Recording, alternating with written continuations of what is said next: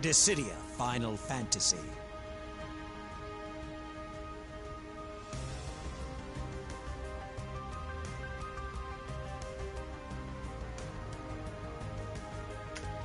Okay, yeah, we're live.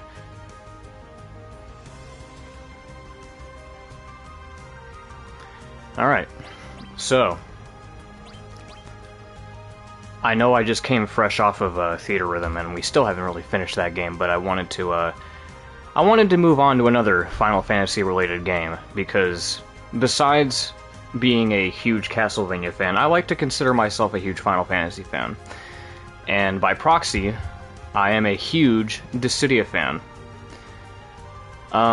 There's a lot to talk about with this game. This game is very interesting. It has a very interesting history. So Dissidia NT. Where do I start with this? So, I guess we should talk about the original games first. So, Dissidia Final Fantasy is a crossover fighting game that takes various heroes and villains from all across the Final Fantasy series and pits them together in a somewhat of like an arena fighter. The mechanics are pretty interesting. Like, the damage system involves you having to accrue and accumulate battle damage, and then once you've accumulated enough damage, you then use like your primary attack to land the actual damaging blow. It's interesting. We'll see it in here in a minute.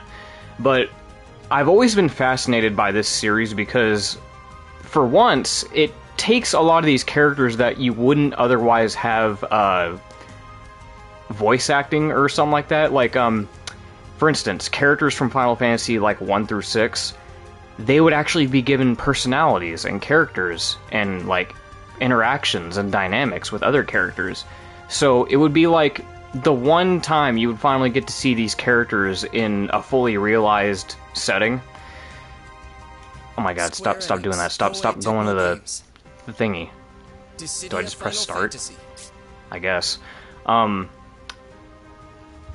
And the originals were on the PSP, by the way. These were a series of games that were on the PSP. There were two of them. There was Dissidia Final Fantasy, and there was Dissidia 012 Duodecim.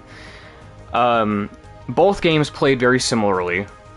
Just the only difference was that 012 had additional characters, it had a finished story mode. But both games were virtually the same. If you were going to play Dissidia, you might as well play Duodecim. That's the one everyone goes to. So, what about this game? This game is interesting, because I remember back in the day, back when I was really obsessed with Dissidia, sometime back in 2014 or 2015 is when I started hearing news about this. We caught word of a Dissidia game that was coming to consoles. Now, me personally, I was always fascinated by this because again, I love Dissidia, I love Final Fantasy, and I was always thinking to myself, I'm like, man, wouldn't it be awesome to have these Dissidia games on, like, a console with, like, PS3 and PS4 graphics? Could you imagine that? Like, imagine how cool these characters and settings would look if they were in HD, right? And one day, when I was looking on the internet, I looked it up out of curiosity, and lo and behold, there was one. Except here's the thing. It was called Dissidia NT, but the catch was, it was a Japanese exclusive arcade game. Now, when I heard about this, I think at the time when I looked into this, was when Square Enix was listening to fan feedback and were considering a console port because of the demand. So, here's where things get interesting, right? I just told you that Dissidia NT was a Japanese exclusive arcade game. And what we're playing right now is Dissidia NT. So what happened? Well, here's what happened. Square Enix took it upon themselves to take Dissidia NT and basically overhaul the game into a console game. Now, this wouldn't be easy because Dissidia, it has a lot of fans. It's a very it has a lot of standards to live up to, and a lot of people have expectations, okay? Now, Dissidia NT, from what I understand, it was a very basic fighting game. I think it literally only had a versus mode, if I remember right, and it had a very limited roster. It didn't really have much in the way of content. I don't even think it had a story mode. So Square Enix had to literally come up with all these modes and add extra characters and had to revamp the gameplay, because again, this was just an arcade game in Japan.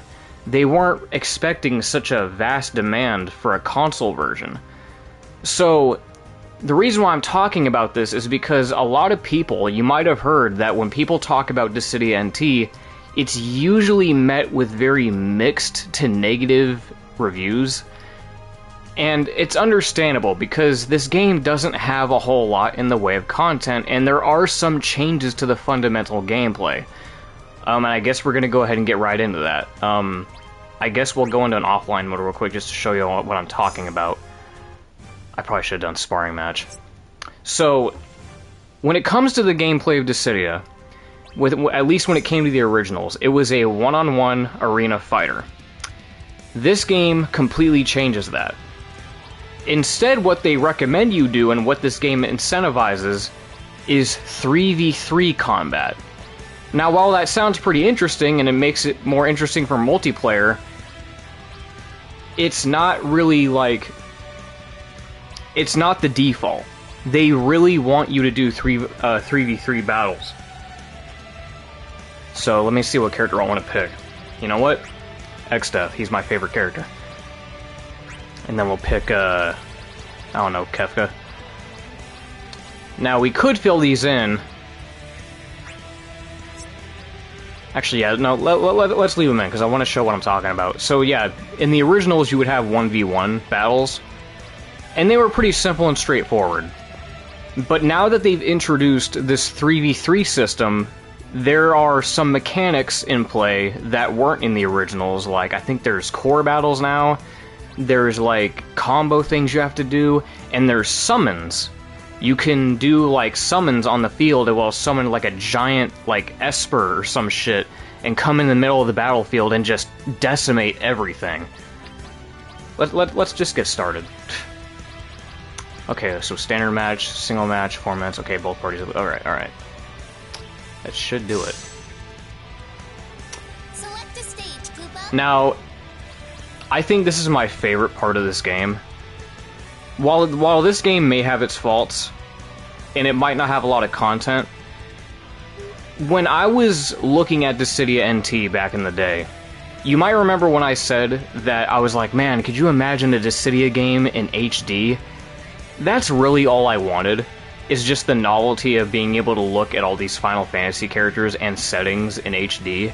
And this game delivers on that. This game is gorgeous. Like, this game looks amazing, by the way.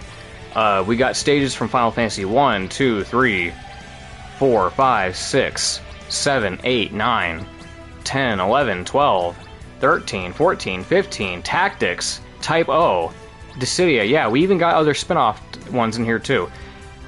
But I'm going to pick the first one because Final Fantasy 1 is, like, my favorite, so we're going to pick that one. I like how pretty this area looks anyway.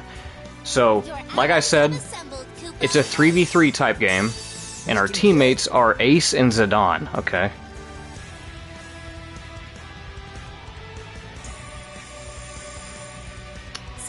Oh yeah, that's right, we get to pick summons. Guess we're gonna have to go with Ifrit for now. Because we gotta unlock stuff, and we're gonna do that here in a minute. We're fighting against Kefka in his god form. Yeah, look how cool this game looks. We all know what happens to naughty boys and girls. Not even history will remember. It just looks so good, dude. I love how these characters look. So yeah, this is the game. You got a 3v3 system. You see these like these indicators. You see those like trails that are following me? Those blue trails on me? That means the enemy is targeting you. So I got 2 people on my ass, 3 people on my ass. Okay, well, let's see if we can get through this. So I'm targeting Kefka right now. You have 2 types of attacks.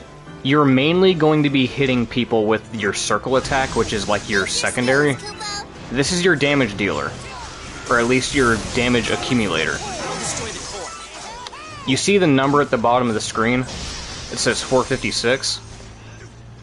the more I hit the enemy, the more that number goes up. However, the more that you get hit, the more that number goes down. But the goal here is to increase that number so that it goes over the enemy's HP, and then when it does that, it glows purple. Now when it glows purple, you want to hit them with your primary attack, which is what deals the actual damage. And I'm getting fucked up by X-Death. Hang on. Okay, summoning core, I'm not worried about that. I'm not worried about that. I'm not worried about that. Come here, Kefka, come here. Come here. Come here. I would like to hit you, please. Here we go. And then we hit him. Alright, that's one down.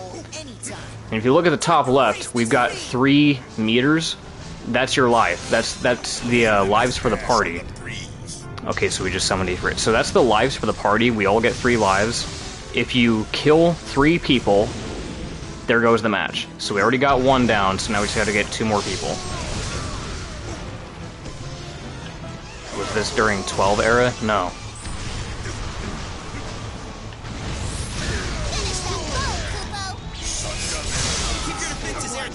Twelve was on the PS2. This is a PS4 game.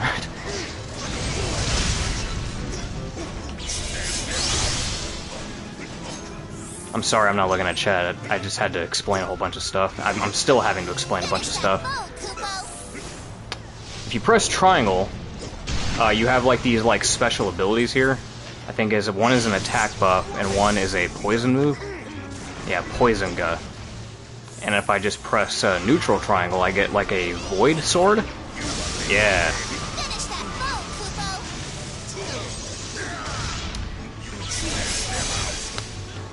Come on. Oh, I was out of reach.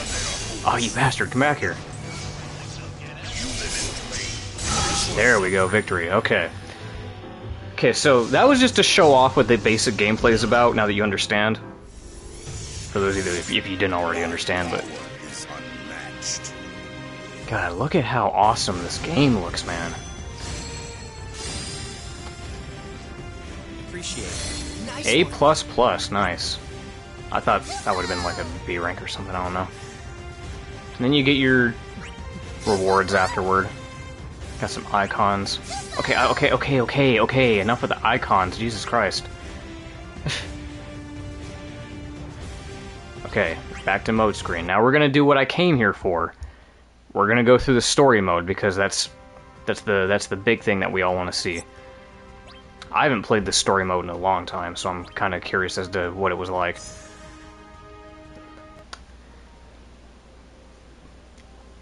Gameplay recording pause because you... No, wait a minute.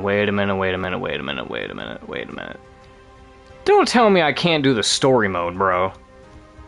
Square, don't tell... Are we really doing this, Square?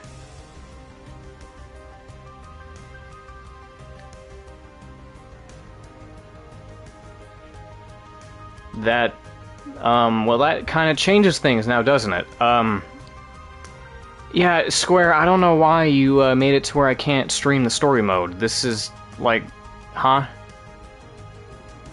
I'm not sure anyone is particularly dying to see the story mode of Dissidia NT anymore. Do you think anybody on this planet is concerned about spoilers for this fucking game? Well, I guess there goes that. I guess, Plan B, I guess we're just gonna be doing Gauntlet mode with a bunch of characters. Fuck it, I guess. Okay. So if we're gonna do Gauntlet mode, this is basically your arcade mode. So... who do we want to pick? You know what? This is a perfect time to ask chat. Chat, who's your favorite Final Fantasy character out of all these? Or at least, what's your favorite Final Fantasy? Tell me. I'll pick them.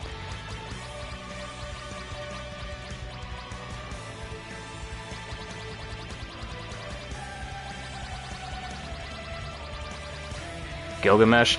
Well, too bad Gilgamesh isn't in here, Dan. He was in the other Dissidia games. You know what? It's funny, because they added a bunch of other DLC characters like Gabranth. Was Snow DLC? Yeah, he was. Xenos, Arden, Camlanot, Renoa, Locke. They added all these other guys, but the one character that they didn't bring back was Gilgamesh, and I'm kind of disappointed by that, because I love Final Fantasy V, damn it. Fucking Onion Knight. Yeah, I'm such a Final Fantasy nut, I love talking about this. His real name is Luneth. If you've played the actual Final Fantasy 3 on like the DS or even the Pixel remaster, his name is Luneth. I don't know why they're still calling him the Onion Knight. That kind of bugs the shit out of me. I don't know why they don't just call him Luneth, because he has a name. It's kind of like how they keep calling Mr. Warrior of Light here the Warrior of Light, even though he also has a name. The Onion Knight and Luneth are different characters canonically, but they're not. They're not, though.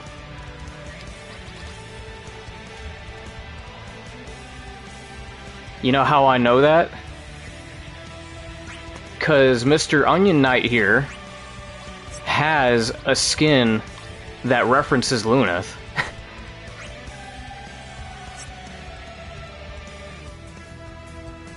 and besides, their game is the same anyway.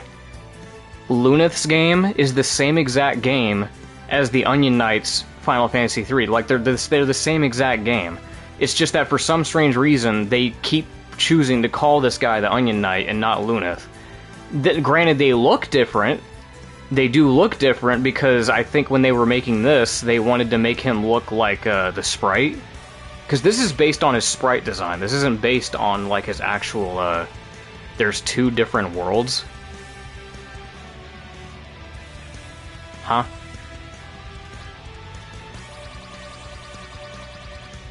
Why is he called the Onion Knight? Because the Onion Knight is a job type.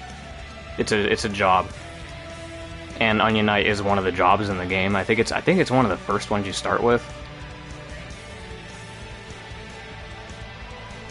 But it's just such a cop-out because they could have named this guy Luneth, and it would have been so much better because I'm tired of calling him the Onion Knight. What a dumb name. Anyway, someone said Ramza. Of course you said Ramza, because your favorite's tactics. Does he have anything to do with onions? No. I think they call him the Onion Knight because, you know, his fighting style has layers. FF3 and FF3 are the same game, but canonically different stories. I guess.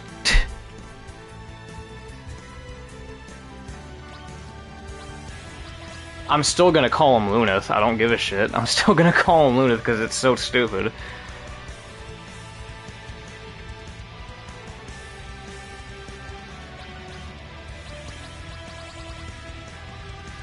It'd be like it would be like if they made. It would be like if they decided to do a remake of Final Fantasy 1, and then decided to give these guys names. And then you're like, oh no, they're actually different characters even though it's the same game. I'm almost positive that they're the same character. I'm almost positive that they're the same character though, because here's the thing, I played both versions. I played the 3D version, I played the Pixel remaster. And the thing about the main difference is that there's no real narrative between the Onion Knight and Luneth. Right? There's no, for instance, when you're playing the Pixel remaster, most of the dialogue is shared between all four of them, like they're talking at once. Kind of like they're, it's kind of like Four Swords a little bit, right? But with the 3D version, they're actually like their own fleshed out characters that have their own personalities and designs. Like you got Luneth, Ingus, Ark. They don't do that in the Pixel remaster. Like you don't meet a character named Ark. You don't meet a character named Ingus, right? Anyway, what am I doing? I'm just sitting here talking. Anyway, I don't know why we're talking about this. Recommendations. Anybody want to see a certain character they want me to play as before we get started? Otherwise, I'm just gonna pick Xdeath again.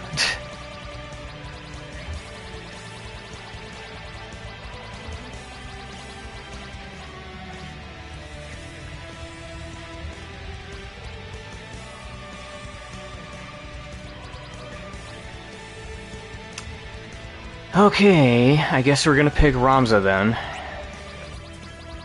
Someone said Cloud.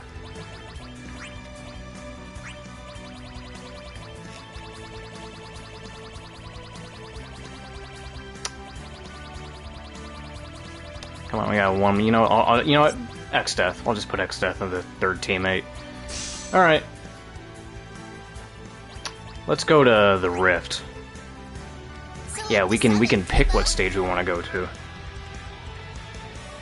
Who are we fighting? We're fighting against Terra, Cloud of Darkness, and Onion Knight. Oh, speaking of Cloud of Darkness, I gotta talk about that character here in a minute.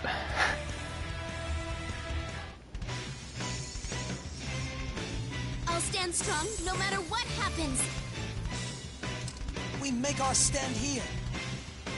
Alright, Ramza, what can you do? Welcome to my army.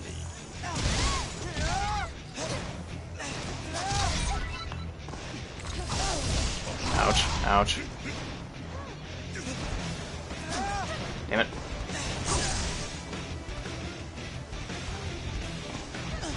Core incoming, Koopa! I shall pulverize the core. Go crush that core, Koopa! Heaven's breeze! Ah, damn it.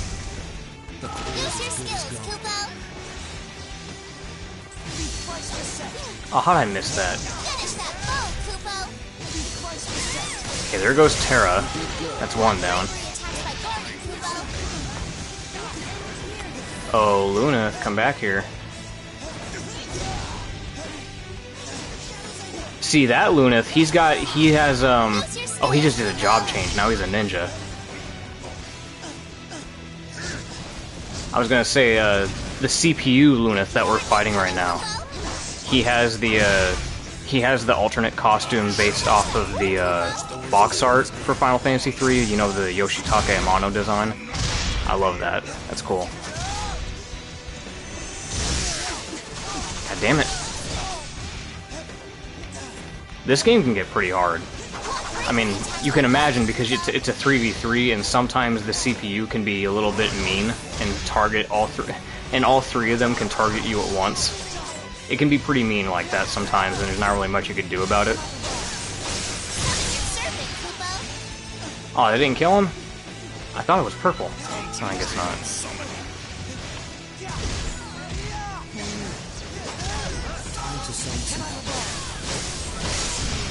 What if they made a Legend of Zelda fighting game and every character's just Link? I guess they could do that. Dragon Ball Z does it. We got Dragon Ball FighterZ. We got like 5, 6 different versions of Goku.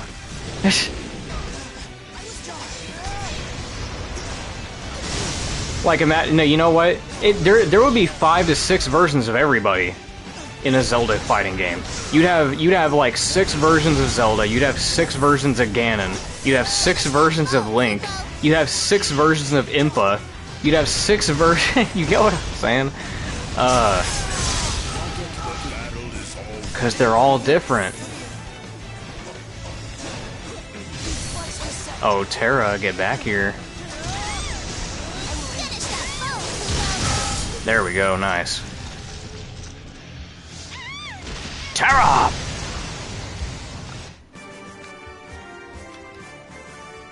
These rats are long in the sleigh.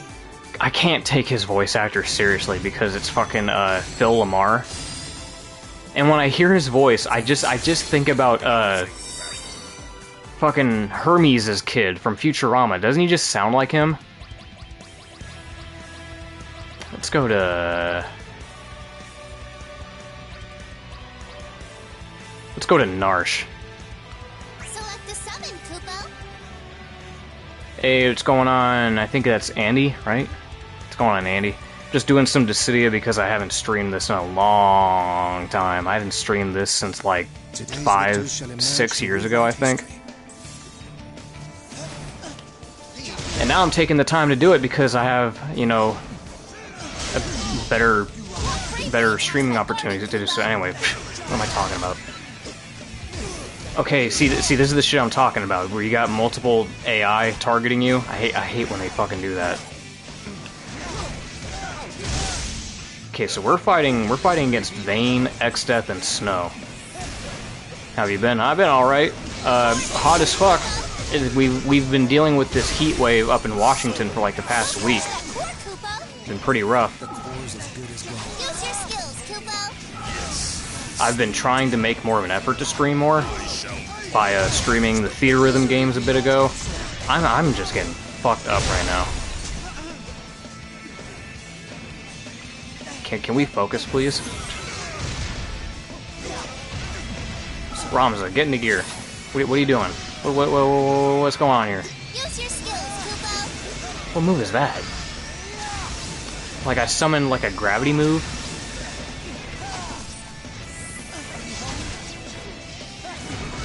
God damn, I forgot to. I didn't see that in chat. Hold on, I'll look at when I'm done. Finish that. God, Vayne is just whooping my ass. Everybody's like, what is going on here? Holy shit, we got everybody crawling up against the wall. Not much time left. What is going on here? By my sword. Oh, we're about to lose. We haven't even taken them down. Oh man, they're summoning, man. Aw. Got hit with that hurricane. Oh Jesus, man. I didn't even know there was a hurricane down there. I haven't heard anything about that. Sheesh.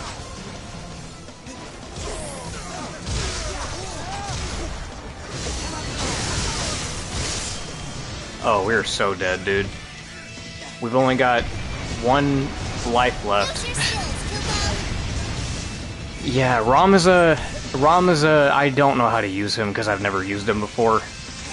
And frankly, I don't think he's doing me many favors right now. Oh god, we're dead. Oh, we're dead. We're so dead. Yep. Oh, that's gonna kill somebody. No?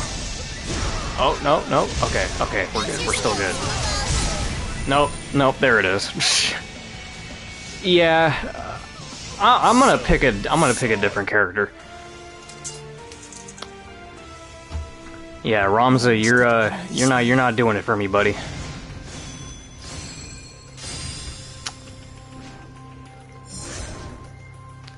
Okay, let's try this again.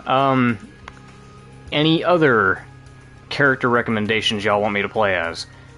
Andy, you bought the Final Fantasy collection for my Switch playthrough FF3.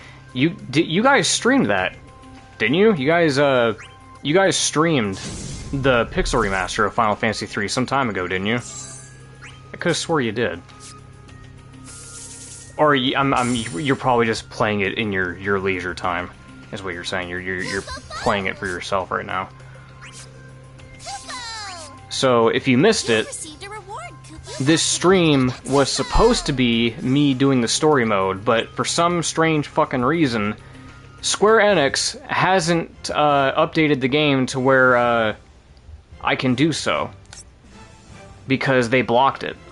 They blocked my ability to stream the story mode, so you're just gonna see a blank screen if I try to. They still haven't addressed that.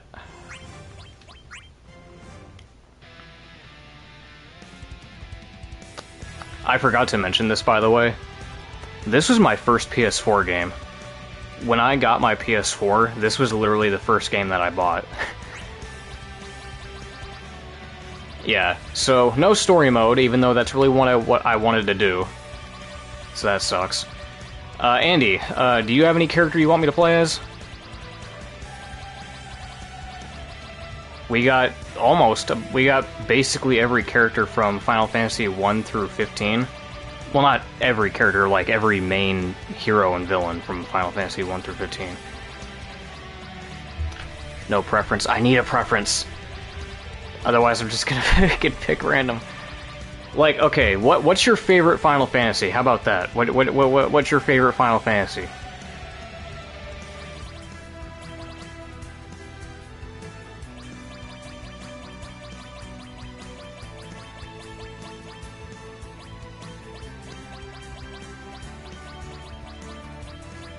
Seven, I guess. Okay, I guess we could pick Cloud. Or you know what? Let's go Sephiroth. No, they don't have Yuffie. They've got Sephiroth, Cloud, and Tifa. Yeah, Cloud, Tifa, and Sephiroth. Which, if I was able to get my PS4 save data on here, I would have... Actually, I think I do have his... Hold on, let me check something. Because I think even if I don't have the PS4 save data, I think I still have the DLC, though. I should. Because if I still have that DLC, that means I can use Sephiroth's fucking... Aw, do I not have it? Aw. Oh, I don't think I did get it. Well, actually, you know what? I do have his safer form. Are the characters free, or do you have to pay for them? From what I remember, I'm pretty sure if you buy the game, like the base game, you do get most of the characters, but I think the characters that you have to pay for are Locke, Tifa, Renoa. I don't remember if Yuna's a DLC. Camelot, Vayne, Gabranth, Snow, Xenos, and Arden. So a good chunk of characters are DLC. Wait, did I assign his costume? Okay, yeah, I did. That's so fucking cool, dude. We're gonna play as his fucking safer form. Yeah, let's do it. Let's go in style.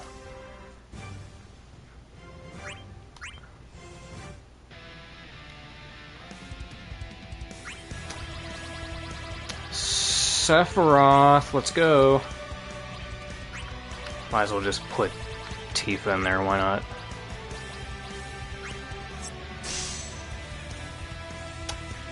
Let's go to...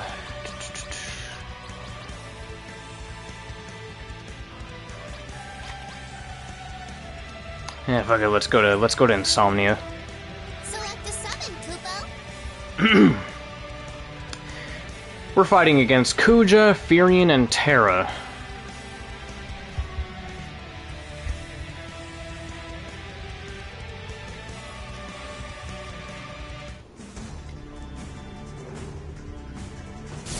Soon you shall know eternal pain. It's too late for mercy. Kuja is such an androgynous character.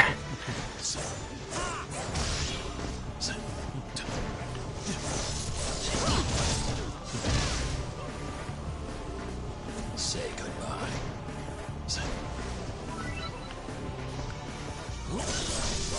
Nice. Horde incoming, Kupo. Finish that foe, Kupo. That's a close range move. Okay. Go crush that Yeah, obviously it's got to be a close range move. Why the fuck would it be Use your far skills, range? Kupo. Okay, there's a core. Let's go ahead and break that. Oh, Terra.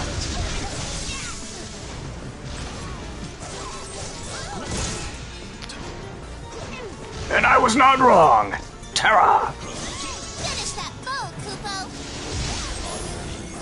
Use your skills, Kupo. Okay, Moogle, I'm getting really tired of you fucking intervening with my gameplay and saying Kupo every 5 seconds. Incoming, Kupo. You hear that shit? Fucking Kupo! Kupo! Kupo! Core, Kupo. Yes, I know, Moogle. I know what I'm doing. Kupo. You don't have to keep this backseat game in Moogle. This fucking... Oh, she's in the trance state. Fucking Kupo fucking backseat gamer over here. I'll get the core. Finish that foe, Kupo. Finish that foe, Kupo. Yeah, what do you think I'm about to do? Servant, Kupo. No, I'm just gonna let them keep running around. Sorry. To summon some help.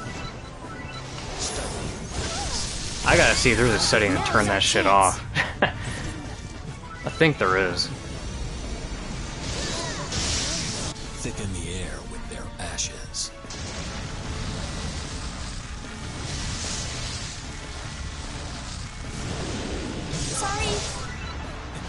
What is this ability? Oh, Genova. There's gotta be a way to turn it off. Because I think the Moogle just serves as like a tutorial thing. I'm pretty sure I can. Matter of fact... Oh, I can't even do options from here, man? Fuck off. Shh. Can't even do options from here. God damn, Tifa's tits are way more pronounced in this game. Jesus Christ. You see that? You can see her fucking, like, the circular outlines. Look at how fucking perky they are. Just, don't worry about it. I don't know why I'm calling attention to that. Alright. Don't look at me. Select a summon, Koopa.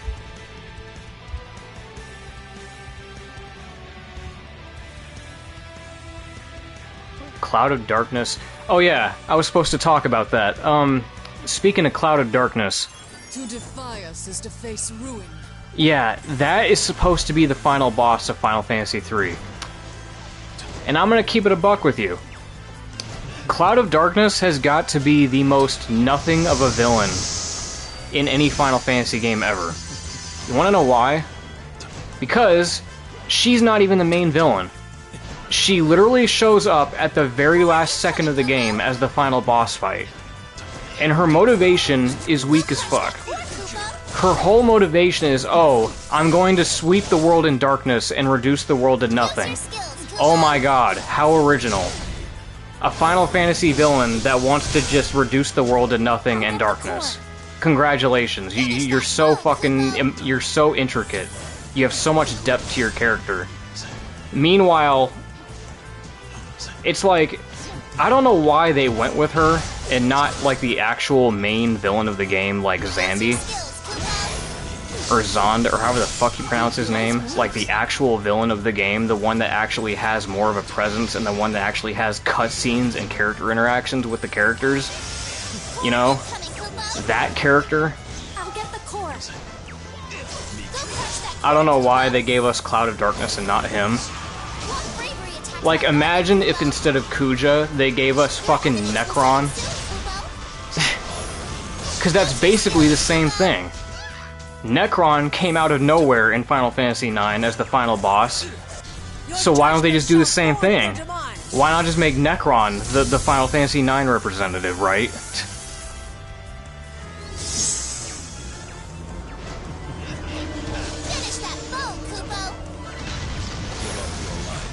Oh, don't worry, Kupo. I'm gonna figure out how to finish you off when we're done with this. I'm gonna go to the options screen and I'm gonna finish you off, Kupo. Stay close to your companions, Kupo. It's kind of hard to do that when I can't see shit. Now's our chance. Okay, this is gonna fuck us up. Oh no, we got two of their stocks down. We're good. I just gotta fucking, yeah, get in there. Get a buff. Hit him with poison. Yeah, there you go, get those damage in there. Get that damage. Yeah, hit him. Or hit her. Stay close to your companions, Kupo. What, 9 characters are there? Just Zidane and Kuja. Which is disappointing because I remember way back in like the original Dissidia days, people had been asking for Vivi for a long time and they still never added her, or him. They never added Vivi to the game, which sucks, because I think that would have been a perfect Final Fantasy IX rep. Yeah, no Vivi? Nope. Dude, people have been asking for Vivi for like a decade and they still never did it. Use your skills, Kupo. It sucks.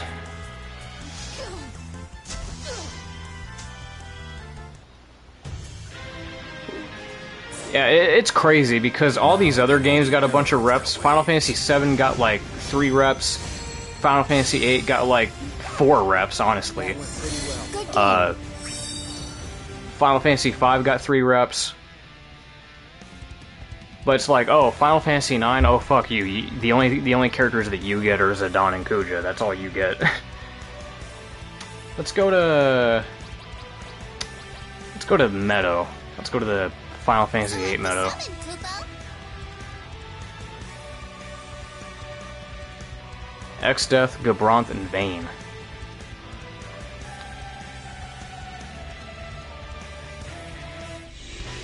They wish to throw their lives away. Yeah, it is surprising.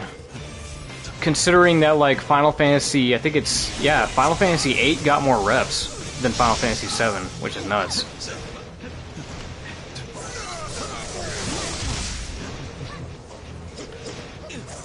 Why does Steve have such a blank expression? I don't know. Core incoming, Kupo. Go crush that core, Kupo. Finish that job, Kupo. I'll get the core. Speaking of the cosmetics, though, because the skin that I have is one that you have to pay for. It's one of the DLC cosmetics. Boy oh boy, the DLC cosmetics in this game are fucking expensive.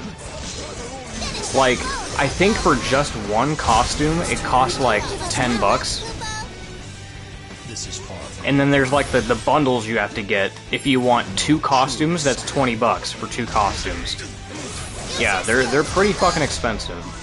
I mean, they look good. They look really detailed and good, but it's like, bro, really? $20 for 2 costumes, bro?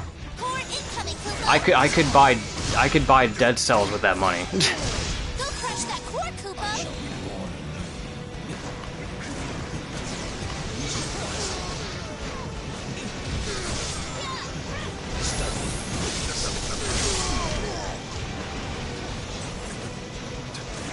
I'll get the core. Your enemies will summon soon, Kupo. Nope, you're not summoning shit. Don't even think about it. Summon your serpent. May your rage incite the heavens. That's how games make the money these days, yeah. It's funny too because I should have mentioned that when I was talking about it. This game's interesting because I think after a period of time, because you have to pay for this. This is a game that you have to pay money for. But despite that, they eventually released a free version of this game. Like, there's literally a free version of the game that lets you play through, like, character rotations. So, like, that's interesting. Because I think there was a point where they're like, okay, we're not getting enough traffic for the game. But what do we do? The game isn't doing as successful as we thought. So then they added the free version that lets you play it for free. And then you could buy the characters if you want, right? But me, you know, I bought the game, so I have all the characters that I want, right? I already have all the characters. But not on Twitch, nah. I only stream on Twitch when I'm playing an Xbox game because that's kind of, I have to. Because Xbox only streams natively to Twitch. It won't even let me stream to YouTube. But when I'm playing stuff on my PS5, that's when I stream to YouTube. If I don't have any other choice. And we lost. I wasn't even paying attention. So, Zelrog, now that you're here, we're doing an arcade mode right now. I was going to do a story mode, but we can't do story mode because, for some reason, they blocked it. They blocked the ability to stream story mode, so if I attempt it, it just shows a blank screen. Which is really stupid. So, we're just gonna do arcade mode. So, do you have any character recommendations that you want me to play as? We got characters from Final Fantasy 1 through 15. Yeah, Square is so bizarre. I don't know what their problem is. Like, what's your favorite Final Fantasy at the very least, if you don't have like a specific character in mind? Kefka? Oh yeah, there you go. Haven't played as him yet. You barely know Final Fantasy? Okay, yeah, fair enough. Kefka's a good choice, though. I haven't played as him yet on stream. Let's get the whole team going. Locke and Terra. All right. Actually, you know what? I want to be fancy because I paid for the DLC costume of his god form. I want to play as that shit. Let me do that real quick. I hate how you have to go into, like, this other fucking menu. You have to go all the way back to the main menu, you gotta go in character customization, then you gotta put the costume there. I wish you could just do that on the character select screen. Ah, here it is. Yeah, look at him.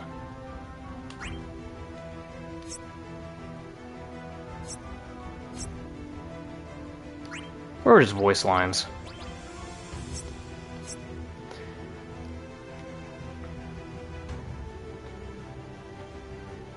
That limit how far into story mode streamers are able to play? I think so. Cause that's usually like that's on brand for them to do. That's usually the case with them, so I'm pretty sure that's exactly what it is.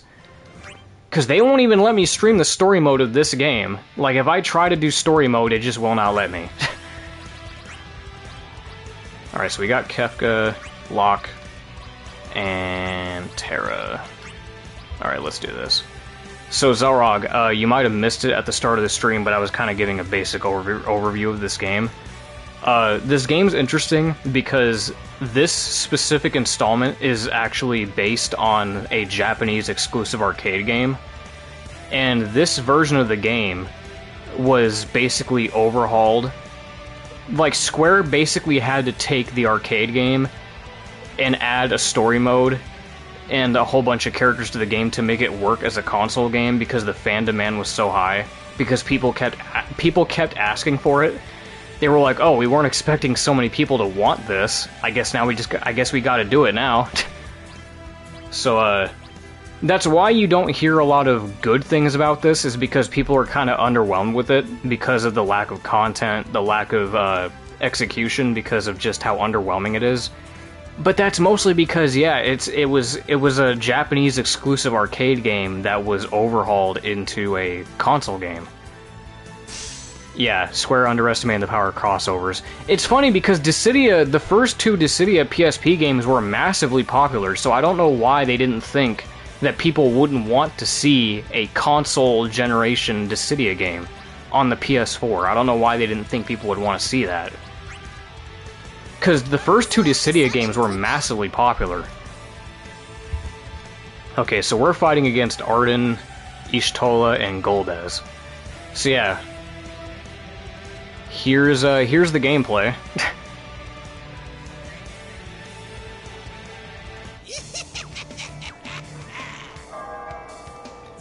It is a 3v3 arena fighter. Be good. We all know what happens to naughty boys and girls. I love his voice actor. Dave Wittenberg is so good as Kefka.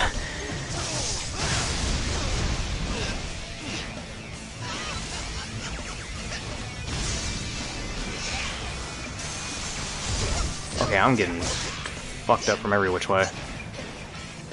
So the goal here is to damage them as much as possible. You see the number at the bottom of the screen? That is the damage that you need to accumulate in order to deal as much HP as possible. When that number grows purple, that's when I should hit them with my primary attack, and then that'll kill them. But if you take damage, that number goes down. So now that the number's purple, I'm gonna hit them with my primary and kill them. There we go. So now they got 2 stocks left. Now I just gotta hit 2 more people and kill them. God damn it. Get back here. I don't know what the hell that move is supposed to be. his dash move is like some shit where his ass is on fire. And he, like, launches himself. What kind of move is that? That's not... How do I hit with that? That's very difficult to hit with that. How am I supposed to... Oh, and she guarded. Never mind. That is really difficult to hit. That is a very impractical move.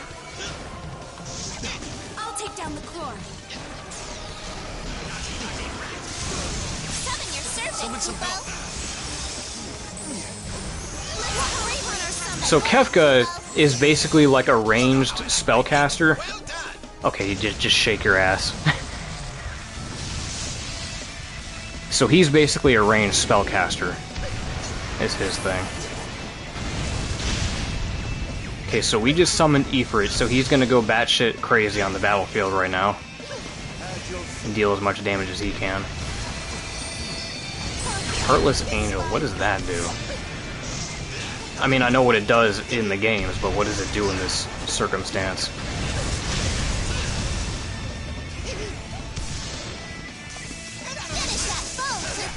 Yes, I know, Moogle. Shut up.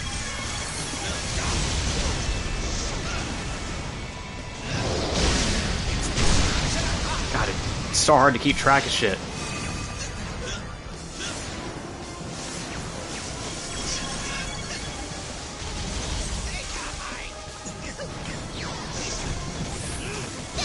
There we go. Can I please hit you now?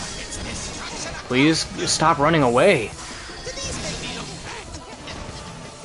Do these wings make me look fat?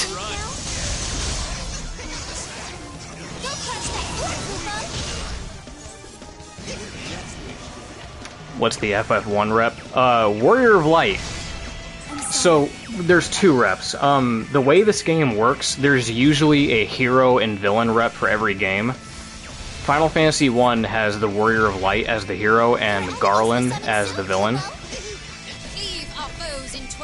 Which kind of bugs me because the Warrior of Light has a canonical name and they just refuse to use it.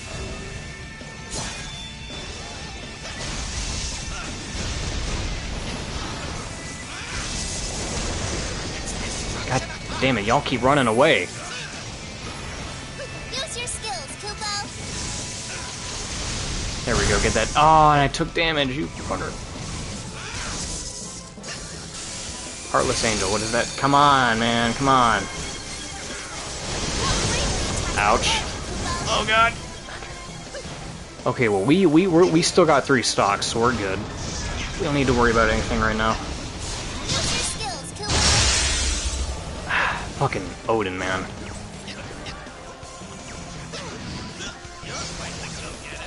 Man, this fight should have been over already, but the CPU, that's something I forgot to mention. This game has a nasty habit of making the CPU just run around. That's one of the things that bugs me about this game, is that a lot of the time when you're fighting these CPUs, they just run around the map and just dodge and run and not even make an attempt to fight back. Which sucks if you're dealing with a close-range character that needs to get in on them and they need to hit them, and all they're doing is just running away. Okay, now Golbez, come here! Like, fuck, man. It's just running. Oh, and we're on a timer, too. We had 46 seconds left. Does this? Better make sure the camera hits my blood side. Does this mean I am the strongest? I fucking love him. Alright. But yeah. Thank you. Let's, oh, I guess we have to do it anyway. Edit party. Oh, can we do that? Oh, no, I can't. Okay, I was about to say, can we just change characters whenever? Guess we can't. We gotta go until we lose.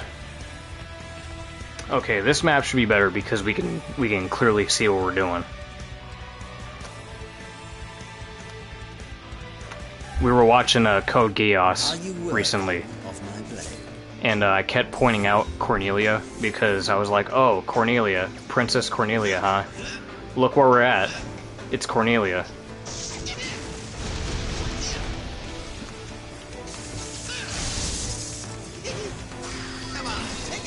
close to your companions, Kupo. Like, what is this fucking move? What is this move, dude? I'll take down the core.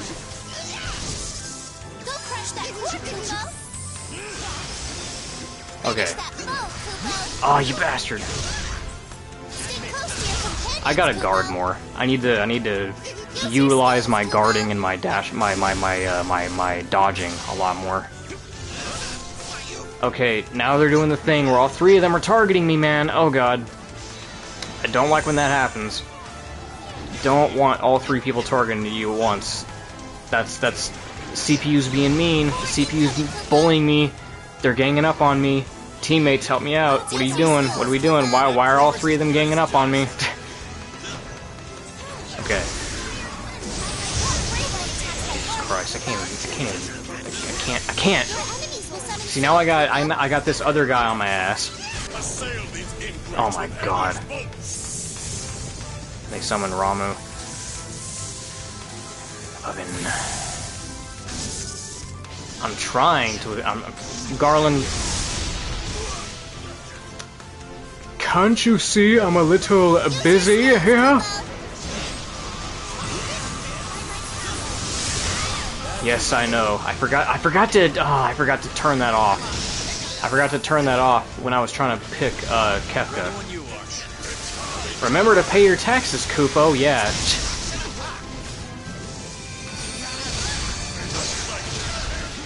My god, what does that do? Is that ranged? Do I need to have characters like next to me when that happens?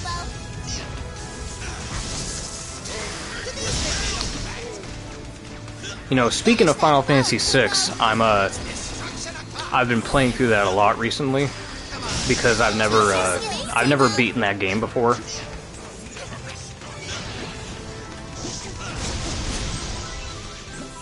And yeah, it's pretty fun.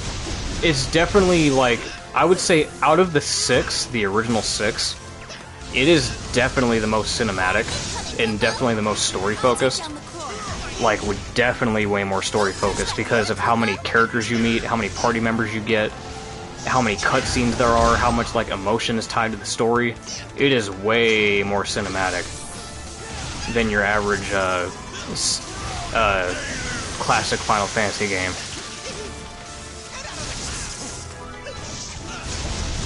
Compare that to Final Fantasy 1, where you don't get any of that. You don't get any character dynamics, you don't get any character interactions or cutscenes or other party members. You get 4 party members from the very start of the game, and that's who you stick with the entire game. And they don't talk.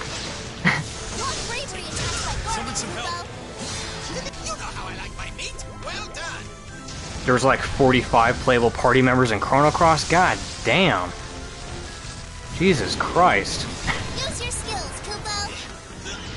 Final Fantasy VI, I think Final Fantasy VI only has like a dozen. From what I can see. There's only like a dozen of them to pick from. 45. What?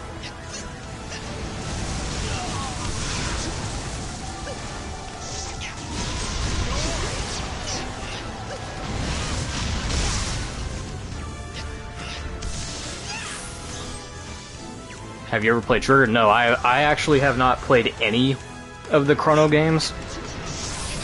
But boy oh boy, do I hear a lot of good things about them. I always hear like, oh, it's like the best... I hear it's like the best RPG ever made. It's like the best Super Nintendo game ever made.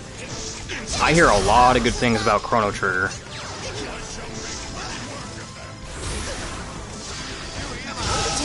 Okay, there we go. Nice. But yeah, never played Chrono Trigger before. I think I look better from this angle. It feels so good to dominate. Seems like yeah, it would be, wouldn't it? It would be up my alley since I'm a Final Fantasy fan and a Dragon Ball fan. You'd think I would have played it by this point. They have a mobile version of it on the iPhone. They have a Chrono Trigger and I think Chrono Cross. I just never got around to it. I don't know why. Like, it's right there. I have every opportunity to grab it, but I just don't. So we're fighting against Emperor Mateus. Only I am worthy of wielding. I love that fucking costume, dude. That's based on his like final form, the final phase of the fight. I love that costume.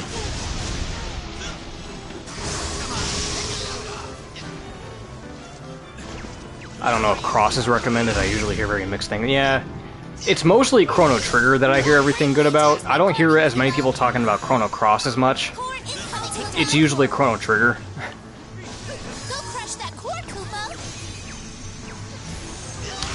Oh, buddy. I'm gonna need you to get away from that core. I keep like overestimating like the range of that damn thing. Come on. Come here. Come here, get... You third-partying bastard. Why don't you mind your own damn business? That was a series that really had expansive quality fan game that Square shut down. Aw, really? Of course.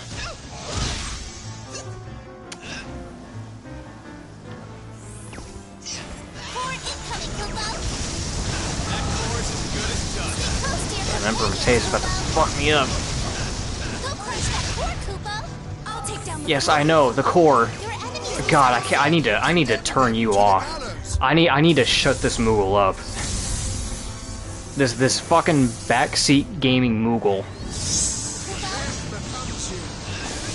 Stay with your allies, Kupo. Take down the core, Kupo. Use your attacks, Kupo. Defeat the enemy, Kupo. Use your skills, Kupo. Use your skill, Kupo.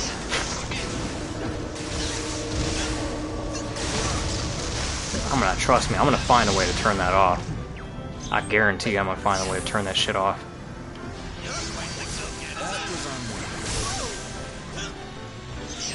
Stay close to your companions, Kupo. Yes, I know. Have I always been so difficult? I see a lot of familiar voices.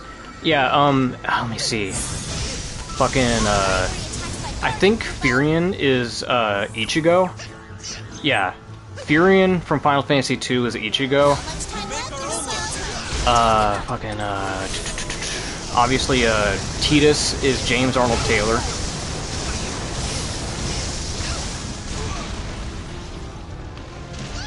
Use your skills, Kupo. The narrator's Ash Ketchum. Core Oh my, Kupo. oh really? I'll take down that core, Kupo. That core is as good as done.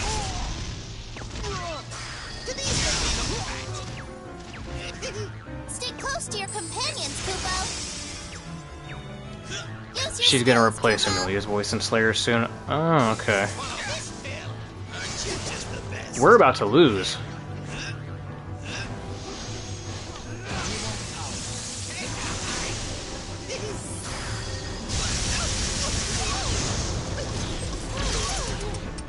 Yeah, we're about to get fucked. And frankly, that's because I'm not doing Kefka any favors right now. I'm not doing the best at playing as him.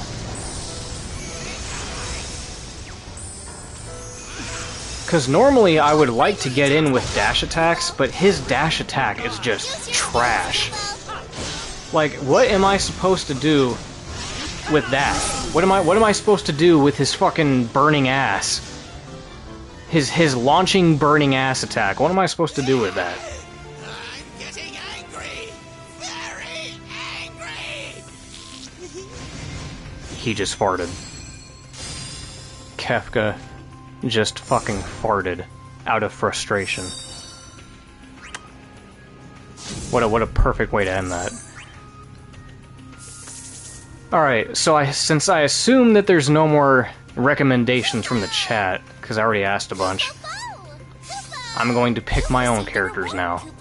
And since we talked about Final Fantasy I, I'm going to pick the Warrior of Light, because I like him. You mastered a new And unlike Kefka, he actually has a worthwhile dash attack that I can use.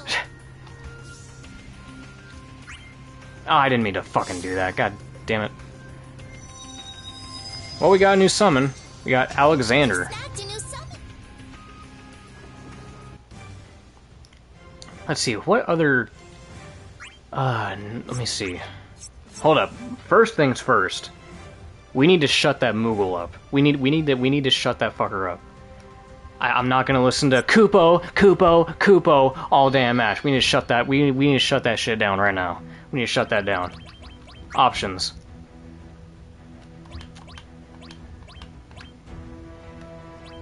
Hints. Off. Now, does that apply for the fucking Moogle? Is my... Ah, here it is. Moogle advice. Off. Having non-Final Fantasy in a Dissidia game would be cool, but the way Square handles that... Yeah, so the way Dissidia works is that they'll put spin-off characters in here. Like, I'll give you an example, right? They'll put characters like,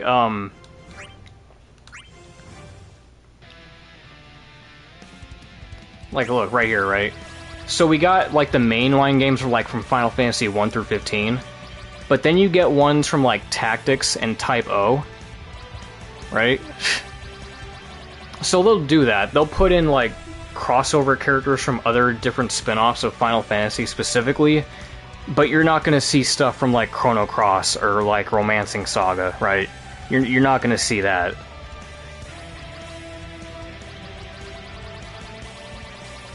But anyway, I'm gonna pick the Warrior of Light, And then I'm gonna pick Garland. And then, fuck it, Furion, why not? Do I have his, No, okay. I was gonna pick his, other costume, but, whatever.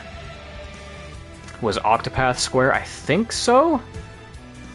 I'm pretty sure it is. Let's go to the moon. Select a summon, Kupo. We're going to the moon. And no, I'm not gonna say the thing that you think I'm gonna say. It's an overdone, unfunny meme at this point. I'm not gonna do it. I'm not gonna say it. So just get your minds out of the gutter. Right now. Come on, we can take these goons down. I have allies who can help me. Alright. Now we actually have a viable character to play as. It's not gonna piss me off. Oh hey, I didn't even notice the lunar whales in the background. You see that? The ship. I didn't even notice that before. I played on this map a bunch of times. I didn't even realize the lunar whale was there. Say the line, Darien Bixty4. I pissed on the moon. I leave the core in shards.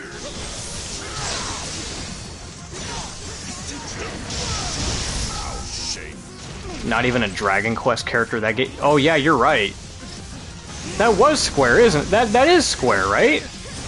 I've never played Dragon Quest, but that is kind of crazy that they don't even have like Dragon Quest characters in here either. Technically, you fart on the moon. You could. Oh, Oh, okay, yeah. I guess you could.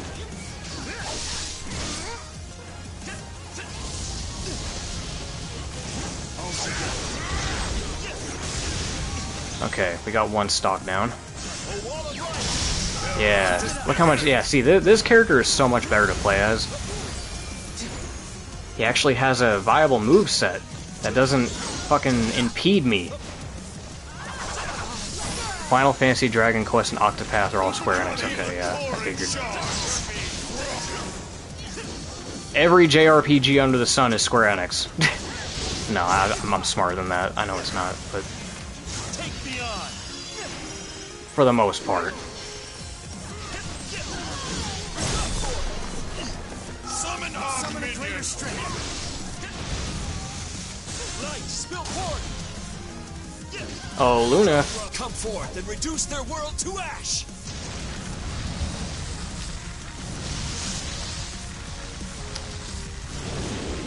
So you see, okay, we need to talk about this. So I'm playing as the Warrior of Light, right?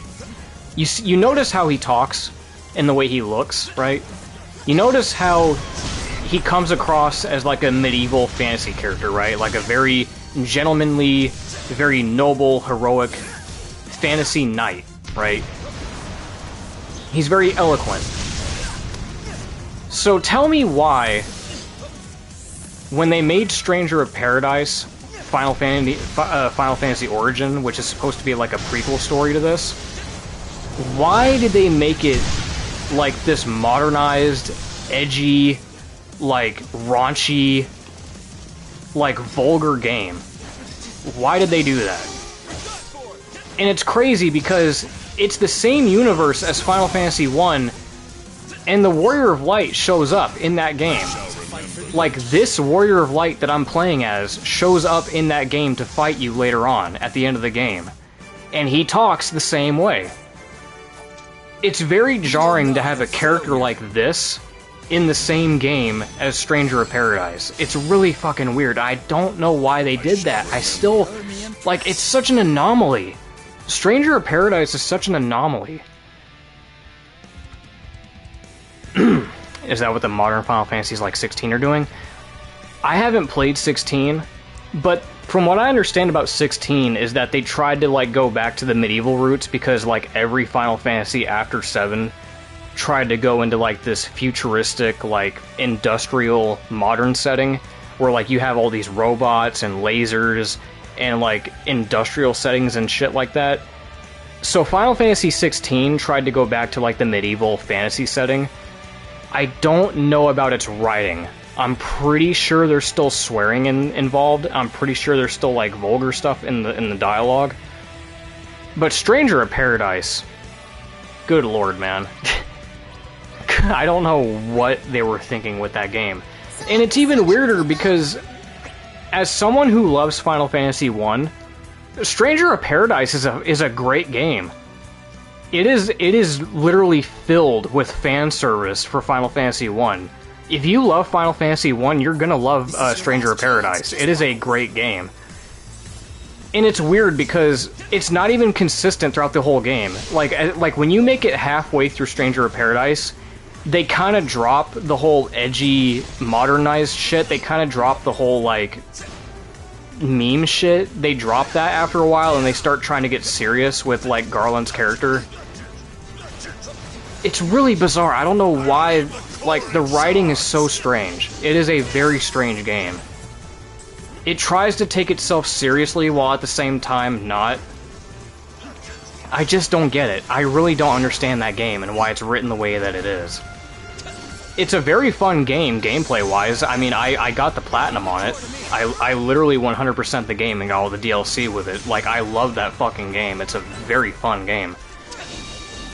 But I'm very confused at just the writing and the presentation of it, because it's literally not like anything that we've ever done in any other Final Fantasy game, like, ever. It hasn't been done before or since then. And I don't know what the point was. Like, was the point to, like, look, I know we're playing as the villain, because that's the thing, right? We're playing as Garland. We're playing as the main villains. That's the whole thing, that's the whole gimmick of the game. But do you need to, like, do you need to really hammer it in like that we're playing as the villains by making them all, like vulgar and shit? Is that necessary? Yes, let's remind the player that they're playing as the villain by just having him say bullshit and fuck you. And have him listen to Metallica on his phone. And Limp Bizkit.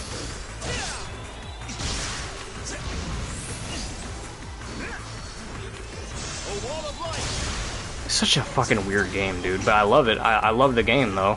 Because, and this is the sad thing, right?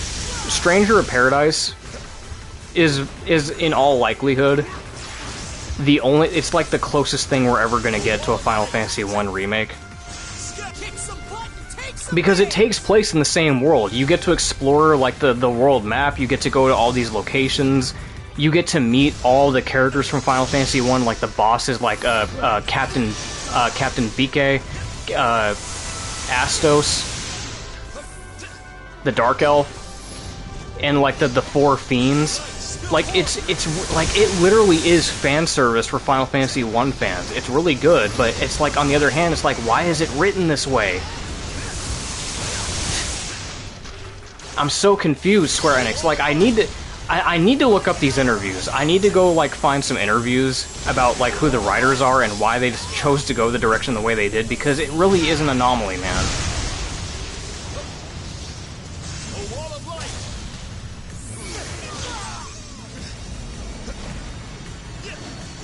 So Dissidia and Stranger of Paradise occurred just about the same time, and then Final Fantasy 1.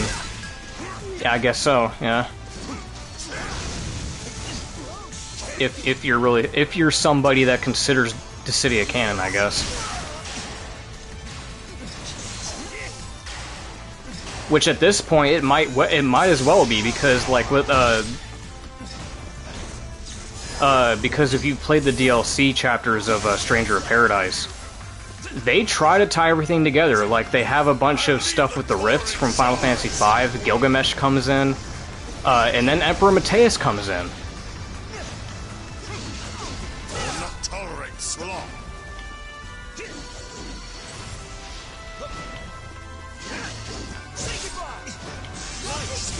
God damn it. Leave the core to me. Cause yeah, Stranger of Paradise, the DLC chapters, like, try to tie a bunch of games in with Final Fantasy 1. So, thanks to Stranger of Paradise, Emperor Mateus has canonically met Garland before.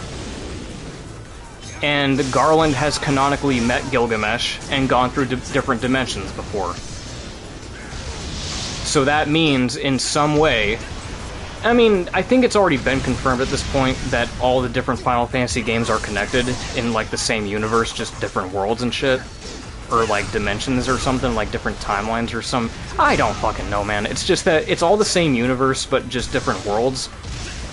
And I think that just confirms it.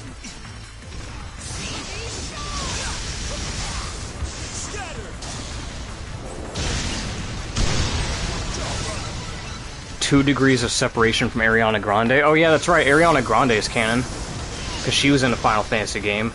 And so are the Elric brothers from Full Metal Alchemist. They were in a Final Fantasy game too. Ariana Grande and the Elric brothers are canon. I want y'all to think about that. Only impressed. Imagine, dude, I would love to play as fucking Edward and Elric in this game. Imagine if they put them in here. Oh, we got a timeout? Oh, wow. Is the light of the crystals? Square was involved in Full Metal Alchemist production. Oh yeah, I commented on that. I remember when we were watching it, I was like, oh, that sounds like a Square Enix track. Like there would be times when where certain music would play, and I'm like, oh, that sounds like a Village theme. That sounds like music that you would hear in like a village. You've received a reward, Kupo, Kupo, Kupo, Kupo, Kupo. I'm so glad I turned you off. You've received a reward, God, we're getting all these icons. Okay, are we done? We done with the icons? Thank you. Oh, that was a loss. Even though we technically had the lead, we still lost because it was a timeout. Man. Alright, you know what? Let me look at my costumes real quick, because I know I have a bunch. I'm probably gonna do like 3 more of these, and then I'll probably call it. Like 3 more, run-throughs. Let me see what costumes I got. I think for...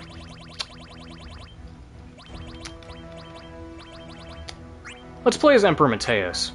He's more of a tactical type, but I love this guy. I love Final Fantasy II, and I love this villain. This guy is so badass. People don't talk about that. Dude, people don't talk about Emperor Mateus enough. This dude is such a badass that the first time you kill him, he goes to hell, right? Like, you kill him, he goes to hell. And then out of nowhere, he comes back, and he literally says, no, I'm not dying. He literally said, fuck you, to the devil, and said, I'm coming back anyway. He literally fought his way out of hell to come back to the real world to kill you again. Who's that dude that was in Kingdom Hearts 2 that starts with an O? Starts with an O.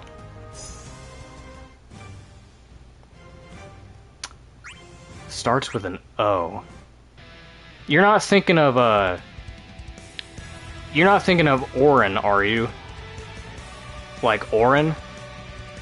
Yeah, Auron. That's a character from Final Fantasy X, which, frankly, I think he should have been in this game. I think Auron is another Final Fantasy X rep that would have been perfect for this game, because he's another fan-favorite character. Yeah, Auron would have been a cool character for this game, for sure. But, yeah. Let's, pick Emperor Mateus. Here we go. Yeah, I love this guy. He just, it's like... You know how fucking badass you gotta be to die and then say, no, fuck you. I would literally fight through hell itself to come back. Hell's not keeping me back here. I'm literally gonna crawl out from hell itself to fight you again. That's some Majin Buu shit. That is literally some Majin Buu shit right there.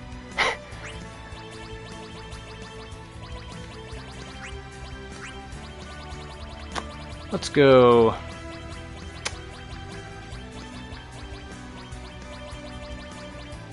Yeah, go Bronze, fuck it.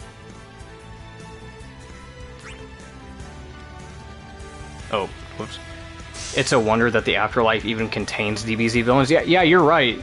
That is kind of funny to me, because considering how strong they are and how, like... and, like, what they're capable of, I'm surprised it can even contain them, frankly. Select a summon, Kupo.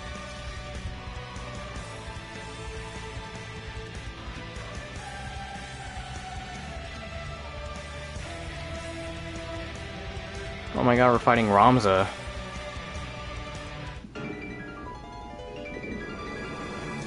We make our stand here. Gaze upon me and glimpse hell's true fury. I forget who the voice actor for Emperor Mateus is, but I've heard him in other stuff before. I think I even heard him in one of the animes that we've watched, Zelrog. I forgot who it was. But he has such a distinct voice that I was like, oh, that's Emperor Mateus. My apologies. Okay, what moves have we got here? Okay, that's a minefield. That's actually pretty handy.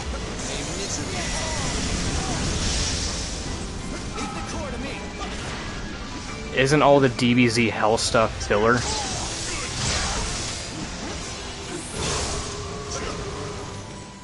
I don't know.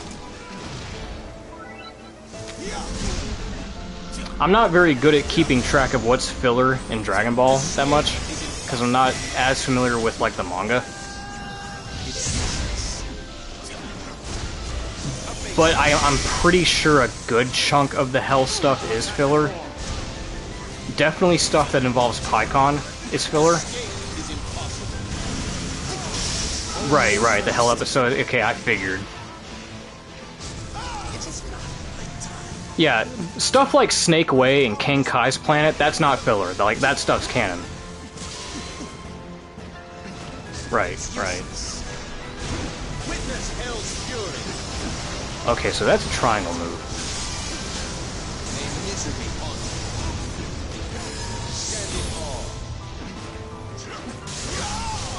Well, Princess Snake is filler. I figured she was.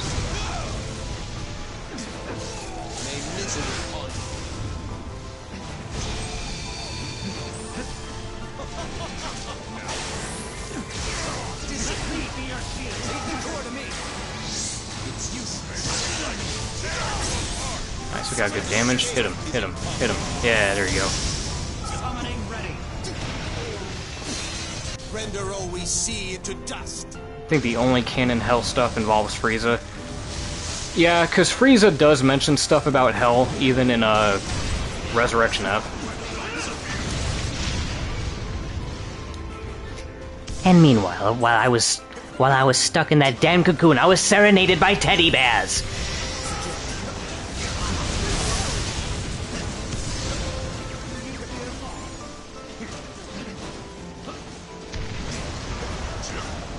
The Arrancar Rose spawned them in one piece. Oh. Okay. Christopher Corey Smith. Okay. I didn't even know he was Rose. I never knew that. Huh. You learn something every day. Good subject, kneel before me.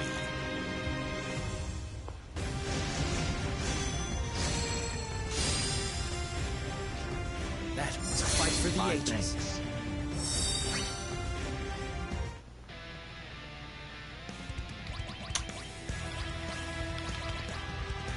Let's go to Final Fantasy 3. Let's go to the floating continent.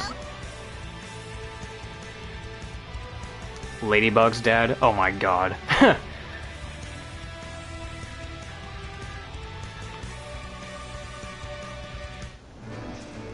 need prove nothing to the likes of them. I'm also playing through Final Fantasy 12 too, because I've never played that either. So I'm seeing this this Vayne fellow who's supposed to be the villain rep. He shows up at the start of the game in Final Fantasy 12, so I'm curious to see what his relation is with the rest of the game. Same with Gabranth. Final Fantasy XII has an interesting combat system because it's like you get to move around freely, but the combat is still like somewhat turn-based. It's very strange. It takes a lot of getting used to. It's not like Final Fantasy 15 or 16 where you can like do combat freely and just press buttons to do combos. Like you actually have to like input commands and shit while moving around freely. It's really weird. Definitely takes some getting used to. Witness hell's fury. The heavens rejoice.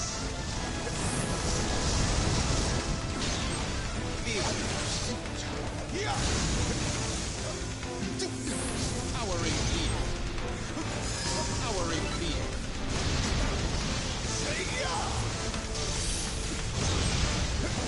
Yeah, come here. Escape is impossible. You bastard! May misery haunt you. Come on, man, hit him. May misery haunt you. Escape is impossible. There we go. Utterly impressed. Nice. That was a quick one.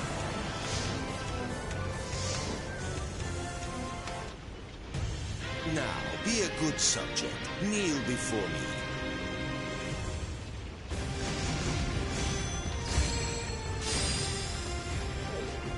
Color me impressed. Impressive.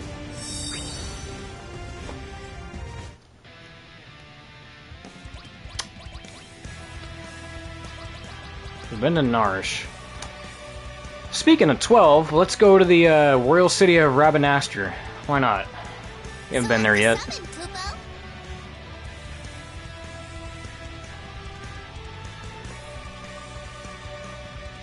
Fighting Exdeath, Ace, and Cloud. The Dr. Slump character references. Oh, they reference HFIL in the dub of Super? Oh my god. That's great. oh, hold on. What was that? That was I forget the abbreviation. What was that for? Something something losers?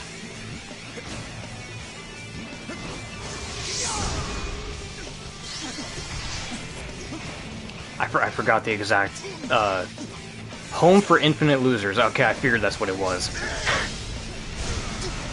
Leave the core to me. May misery haunt you. I shall attack the core. Another, you know what, we talked about Super the other day. And we talked about how, like, the Tournament of Power was, like, the only memorable part of it. I'd say another good part that Super did, Color me impressed. and one that I thought was pretty cool, and I kind of wish that they would do again, in some capacity. The wiki claims hell itself does not appear in the manga. You know what? I think I kind of believe it, because, yeah, you know what? I think, yeah, almost every scene in hell that we see is filler. I think that's the case, yeah. That might, yeah, okay. But we were talking about it, the scene with fake Vegeta, where they brought back his old fucking his Ocean Dub voice actor to voice Vegeta again with Chris Sabat. That was awesome, and I wish they would do something like that again somehow with other voice actors. Like, imagine if they did that with Linda Young. Yeah. Imagine if they did something like that with Linda Young and Frieza and Damon Mills. That would be that. I want them to do that again somehow. I don't know how they're gonna do it. I don't know how they're gonna be able to do it again. But just stuff like that. That was creative. That was really creative of them to do. Because that was a very circumstantial thing that happened. Like, oh yeah, fake Vegeta.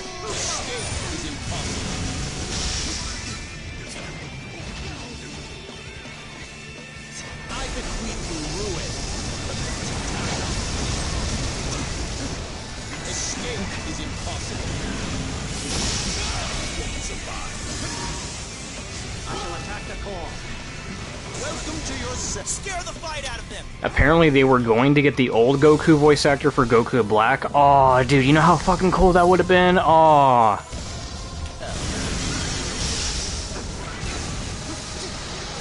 Speaking of Goku Black, I remember when that arc was just coming out, and like the video games, like Xenoverse, were putting Goku Black in the game.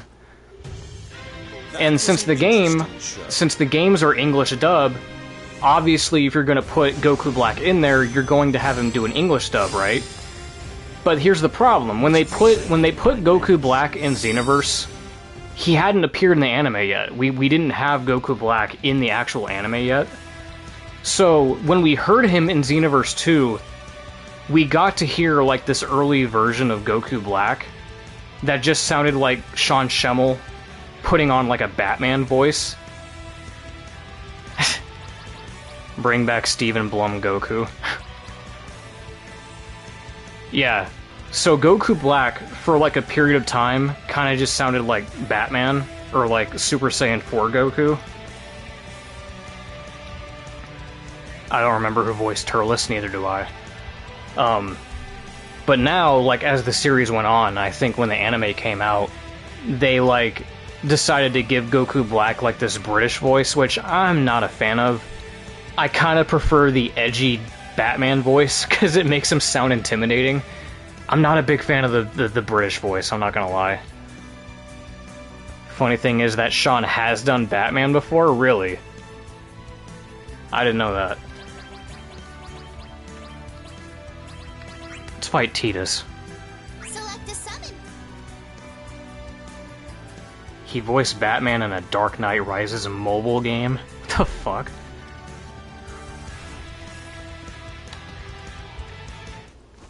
Focus! Focus! I really hate that Tidus's official pronunciation is Tidus, and not Titus, how you think it would be pronounced. It's just stupid anyway, because when you play Final Fantasy X, the entire game revolves around water. He plays Blitzball, which is a sport that takes place inside of a giant sphere of water. And the whole game revolves around water. You're in oceans, you're at coasts, you're traveling the seas. His name should be pronounced Titus, right? Like tide, the water. But it's not. It's Tidus. It's so stupid. It should have been Titus, man. It would have been perfect. It would have tied in with the theme of the game. But nope, it's Tidus. It's Tidus.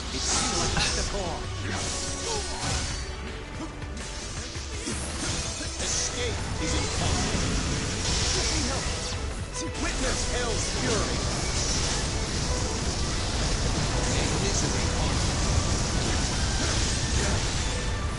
Escape is impossible. Escape is impossible. Only impressed. Nice, got one stock. On your knees. May misery haunt you. And yet, you know what? Speaking of Goku Black, I've talked about this. I don't really care for the guy. I've never really liked Goku Black as a villain. And a good part of that is because of how he's drawn. And I think most people will agree with me when I say this, that Dragon Ball Super's art style is just trash in comparison to the previous series, like Dragon Ball Z, in GT especially. It's just such a massive downgrade because, like, a lot of the time, the art style just looks so fucking flat. Most of the characters look baby-faced, everything looks soft. There's a distinct lack of grit and detail and depth to the characters and the drawings that it just feels like a massive disservice to Dragon Ball. It's hard to feel intimidated by any of these characters when they look so baby-faced. And I don't know if you've noticed, but characters have gotten skinnier too. If you look at like Gohan, Tien, and Krillin, and how they look in Super, they're scrawny as fuck. Compare that to how they used to look at like the start of Z, and they're all buff as shit. They're beefy as fuck. But now, like, for some reason, with Super, they just decided to make everyone look super scrawny, including Goku and Vegeta. They look scrawny too. it just really bugs me how, like, On your knees. it just doesn't have the same, like, energy that it used to have. It doesn't have that same kind of, like, that raw, visceral, like, that manly fucking energy that it used to have, that grit. It's just gone now. Everything just feels too soft and vibrant these days with Dragon Ball.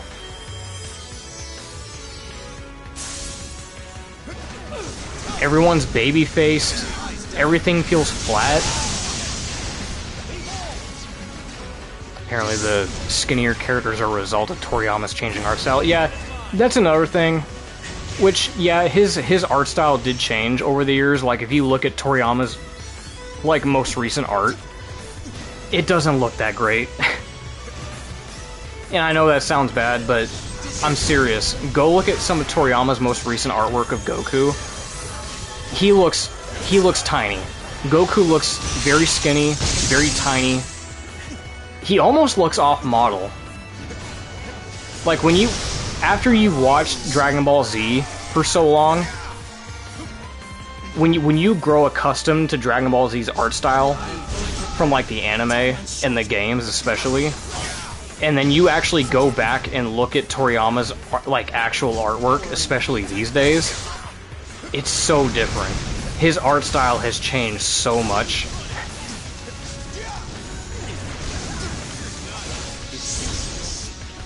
Because, yeah, almost every character that he draws is just small and skinny, it feels like. Welcome to your cell. Man, we're fucking shit up with Emperor Mateus. I didn't think we were gonna make this far. We're messing stuff up. Now, I think this is the farthest we've gotten with the character. This is pretty good.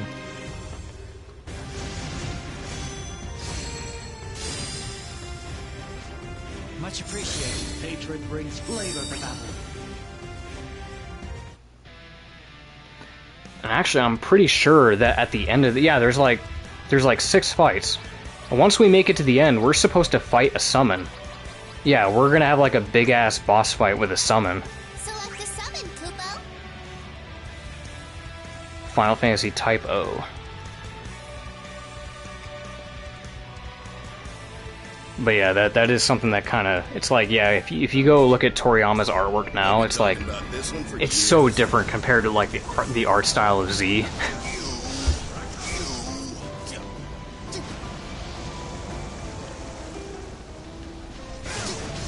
It doesn't really help that the last thing Toriyama did before he passed was making all the characters...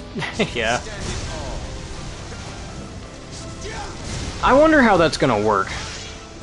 People haven't really talked about this too much, but I really do wonder what is going to happen with Dragon Ball now. Because, like, obviously the studios are still there, Toya Toro's still there, but what I mean by that is, what is going to be deemed canon from now on? Because for a lot of people, people usually looked to the authority of Toriyama to determine what was canon or not. Like, oh, if Toriyama was involved in it, then it's definitely canon. Or if he wrote it, then it's canon. But if he's gone, then who is in charge of the timeline then? Who is in charge of keeping things canon then? Like, what's the authority here? Does it matter anymore? Because I know to some people it doesn't matter, but it kind of does. Because if you watch the recent movies... Because, like, people could say, oh, GT is canon, or, like, the movies are canon, but whether you like it or not, these recent movies don't reference the non-canon stuff. They don't. The new movies don't reference anything outside of the canon Dragon Ball storyline. They don't. So, clearly, they are adhering to some canon to some degree. They are adhering to something. That much is obvious. Like, for instance, Resurrection F. When that movie came out, Frieza had technically been resurrected numerous times and killed numerous times. But when that movie came out, they make it clear that the only time Frieza had been killed was when he was on Namek and when he came back to Earth as Mecha Frieza, and that was the last time we saw him, was when he was killed by Trunks. So there was no shenanigans in Hell, there was no shenanigans with Gohan, there was nothing like that. That didn't happen. So it's like, I'm curious. Like, I'm just curious now that with Toriyama gone, like, what is deemed canon from now on? Like, I think that's a question that should seriously be addressed, because who's in charge? What do we adhere to?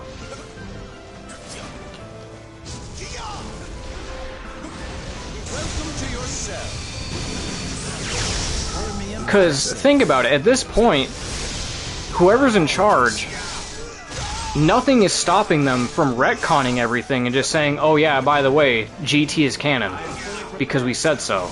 Or the movies are canon, because we said so. Just, you know, to appease the fan base, right? Just to do it. Just be like, oh, by the way, the movies are canon. Or GT is canon. Super Saiyan 4 is canon. Cooler is canon now. They could totally do that because they're in charge. They're the authority now. So it's one of those discussions, and it's one of those topics that I can't help but think about. Ah, damn it, there we go, we lost. Just had to say something, just had to talk about how we're doing so good with Emperor Mateus. Oh, there we go. You dare to mock your betters. But yeah, I'm curious about how Dragon Ball Daima is going to turn out.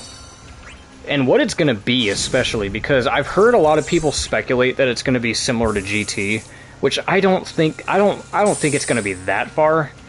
I think that's a bit of a stretch, because, like, just because Goku's turning into a kid again, matter of fact, everyone's turning into a kid, that doesn't mean it's just going to be GT all over again. It would be nice to see them bring back Baby, or even the Shadow Dragons. That would be cool if those got canonized. Well, actually, the funny thing is, Baby... Well, the Tuffles are canon. Baby specifically is a GT thing, but the Tuffles are very much canon. The Tuffles are canon. I would love the Shadow Dragons to be canon, because I think the Shadow Dragons are definitely the best part of GT, aside from, you know, Super Saiyan 4.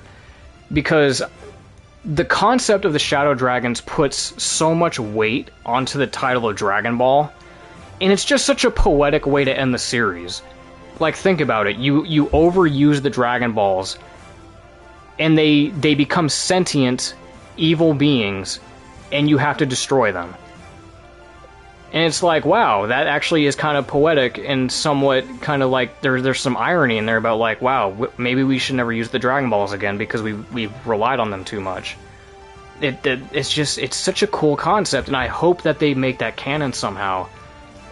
Like, you don't even have to make GT canon, just somehow make the Shadow Dragons canon. Just do something with that. Make, like, and it doesn't even have to be the same dragons either. Just make it to where you overuse the Dragon Balls and make them become sentient beings that become evil. That concept is just really cool, and I don't think they should abandon that. I think that's something that they should adopt. Okay, we're gonna do one more, because it's getting hot as fuck. Let's do Bart's. I already did X-Death at the start of the stream, but because I love Final Fantasy V so much, we're just gonna do that. Okay. Any costumes for you? Of course I don't. Alright. Let's go to Midgar. Select a summon, Kupo.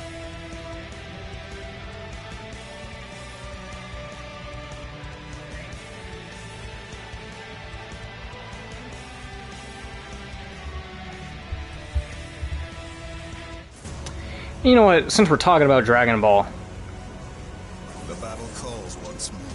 Time's a wasting. Let's get this show on the road. I wonder who Bart's voice actor is. Anyway, speaking of Dragon Ball, I've been playing through Dragon Ball FighterZ again recently.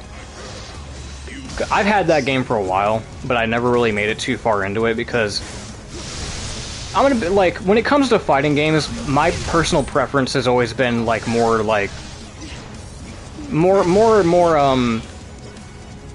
what's the word? My preference has always been more like grounded fighting games like Street Fighter, Tekken, King of Fighters even. I'm not a big fan of like auto combo games like Blaze Blue, Guilty Gear, Dragon Ball Fighters especially.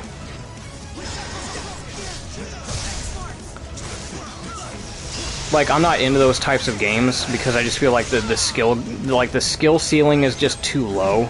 I feel like if you can just get away with mashing, there's not really much incentive to get good at it, right? You see what I'm saying? But I recently decided to give it a chance because, you know, I love Dragon Ball, and I do love fighting games, so I'm like, okay, I'll give it a fair shake. And that's not to say that there is no skill ceiling, because there definitely is. Like, it's definitely a hard game to master. It just takes a lot of getting used to. I wish they had one more season of content, because I think it deserves one more. I think Dragon Ball FighterZ is one of those games that's going to have a very long lifespan, and frankly, I think it could have done with at least one more character pass. Because there's still some fighters that people wanted to see. People still want Raditz, people still want Super Saiyan 4 Goku and Vegeta, people still want Omega Shenron, and hell, maybe even some original Dragon Ball characters like fucking King Piccolo. I'll shatter that core. Like, there's still potential with that game, even for just one more Fighter's Pass.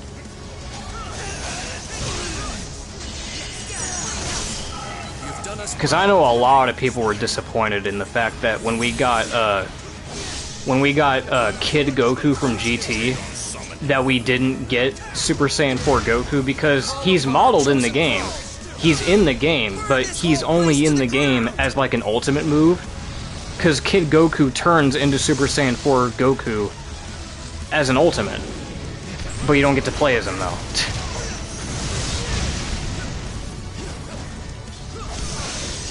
And what's even crazier about that is that when people data mined the game, they found out that Super Saiyan 4 Goku had a bunch of voice lines that even indicated that he was going to be playable at some point. But they abandoned that. So that always kind of disappointed me, and that disappointed a lot of people. We all know that Dragon Ball started as Z. That reminds me of one of my favorite jokes from Abridged. I think they were doing like this really fast-paced, like abridged version of Abridged. Like an abridged version of Dragon Ball Z Abridged, right? The fast-paced episode. And Piccolo was talking to Goku, and he's like, no one watched Dragon Ball. It's like, yeah, that's kind of the truth, isn't it? Alright, we're making it. We're making it. No one watched Dragon Ball. Time flies when you're having fun, but yeesh.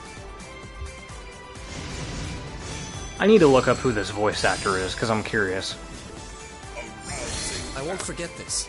Cecil, I know Cecil is Yuri Lowenthal, which is kind of crazy to me because I didn't put that together for so many years, because Cecil is one of the few voices that he actually puts some range into. Because for the most part, when Yuri Lowenthal does a voice, it's almost always the Sasuke voice. So it's rare to hear him trying to do anything else that's not Sasuke. Select a summon, Kupo. Damn shame, OG Dragon Ball is pretty good. I'm gonna be honest with you, I haven't seen it. I still have yet to watch the original Dragon Ball. I thirst for carnage.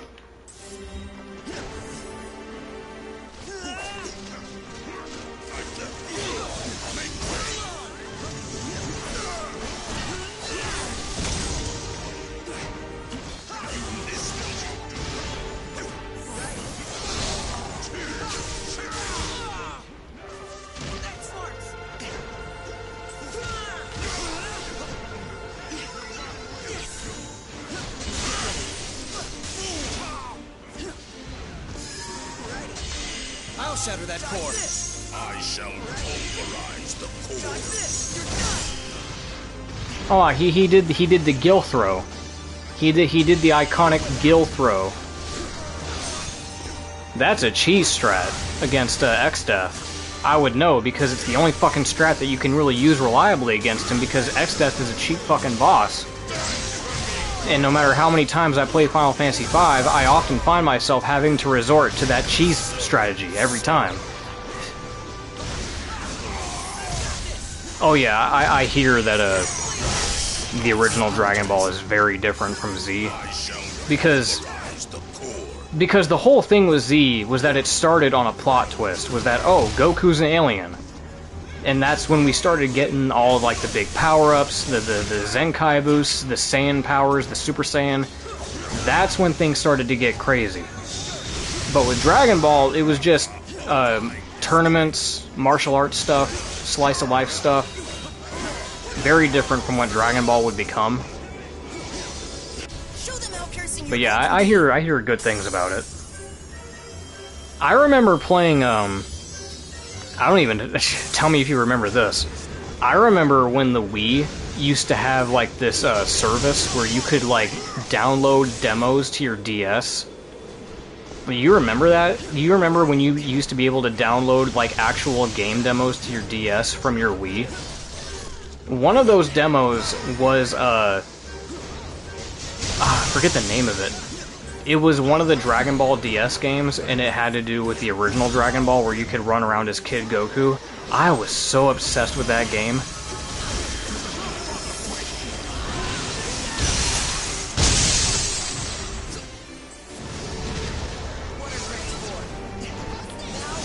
Good luck charm.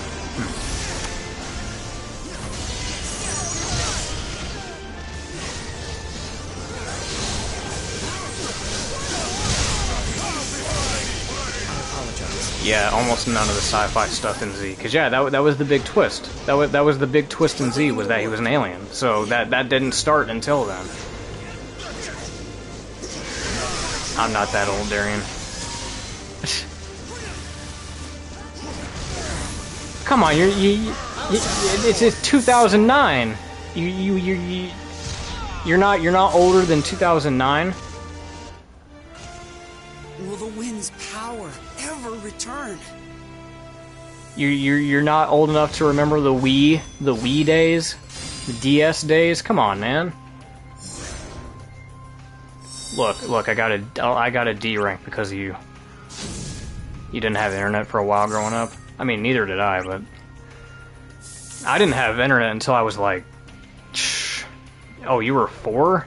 Oh, or 5? Oh, see, okay. Well, I think that's gonna do it for Dissidia. This kind of sucks because the whole point of me streaming this was because I wanted to do the story mode. That was gonna be the big gimmick of this, and because Square Enix, fucking bunch of fucking squares is right, because they're a studio full of squares, think it's cool for me not to be able to stream the story mode. We just had to settle for Gauntlet mode, which, I mean, is all right. We got to show off some characters. We got to show off some stuff. But man, that sucks. Well, I guess next time I come back, I'll just finish up Theater Rhythm and get that over with. But yeah, now that you know what this game looks like, let me give my final thoughts on this, because I do have some opinions about this game. Okay, I mentioned that this game is very mixed, and I mentioned that this game is underwhelming to a lot of people that have played the original Dissidias. And I understand that, because I love the original Dissidia games. In fact, I really hope that they remaster them at some point. I do hope they do. Here's the thing, though. Because of the circumstances, because of the fact that this started as a Japanese exclusive arcade game, and they weren't even expecting it to receive as much fan demand as it did, the fact that they had to basically create a brand new game out of it to make it work on consoles is pretty praiseworthy. It had a pretty decent lifespan, it had a lot of DLC characters in it, had a lot of DLC content. But with that being said, the story mode was not that great. There's not a whole lot of content in this game to begin with. So even though they did overhaul the game, there still isn't enough here to compare it to something like Dissidia Duodecim. But with that being said, I still have fun. I still have fun with this game to this day, and I still like coming back to this because it did the one thing that I wanted it to do. And that was to see all these Final Fantasy characters and set pieces in HD. And it looks fucking gorgeous. This game looks amazing. So if anything, at the very least, what it sets out to do is to answer the question of, oh, what would these characters look like on the PS4? So there you go. Because let's face it, and you know what, let's talk about this. This is probably a perfect chance to talk about this, actually. This is a topic of discussion that I've been seeing a lot recently thanks to the Final Fantasy VII Remake. Because of the Final Fantasy VII Remake, a lot of people have been coming out of the woodwork saying stuff like, oh, wouldn't it be amazing if we got Final Fantasy VIII Remake, or Final Fantasy IX Remake, or Final Fantasy VI Remake? You want to know what my input on this the whole thing is? I don't think we're getting any of those. And let me tell you why. I think Final Fantasy VII Remake is a product of its own because of one reason. Final Fantasy VII is quite literally one of the most iconic video games of all time. It is one of the most iconic RPGs of all time, and it is, without a question, the most iconic Final Fantasy game of all time. So it makes perfect sense that Final Fantasy VII would get the remake treatment on this scale, that it would get something like this. I do not think that another Final Fantasy game is going to get the remake treatment on this caliber. I do not think they are.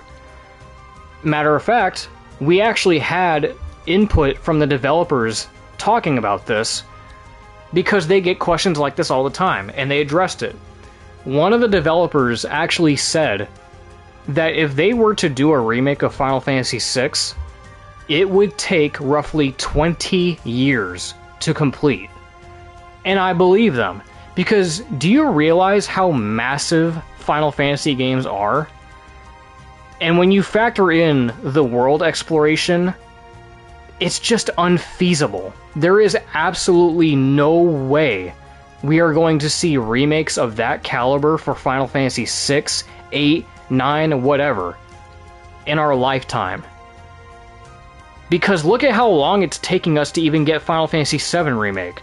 We're on the second part, and it's taken us like what, 5 years across multiple games? By the time part 3 is finished, it would have been like, what, almost a decade for all 3 parts to be developed? That's ridiculous.